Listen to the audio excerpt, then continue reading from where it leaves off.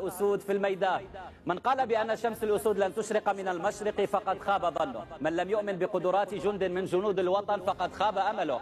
من خرج في الشوارع بعد كل انتصار فرحا بالإعجاز الذي تجاوز الإنجاز، كما قال العنيد وليد: ديروا النية ودرناها. قال أيضا: غيروا العقلية غيرناها.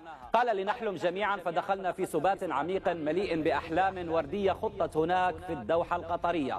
قهر الأسد وصيف بطل العالم كرواتيا، ثم مر لصاحب المركز الثالث، ومن بعده كبح طموح كندا الجامح ليأتي الدور على الإسبان موطن برشلونة والريال. فكان رفاق بونو أسود تزأر في الميدان ليكتب أجمل عنوان في تاريخ المونديال: المغرب في الدور ربع النهائي. المغرب هناك رفقة الكبار، يكتب التاريخ كما قلنا سابقا بأحرف من ماس وذهب وفضة. ومن أجل مرابط والرفاق هناك في قطر وفي الخارج والوطن سنحتفل. نلتقي في حلقة جديدة.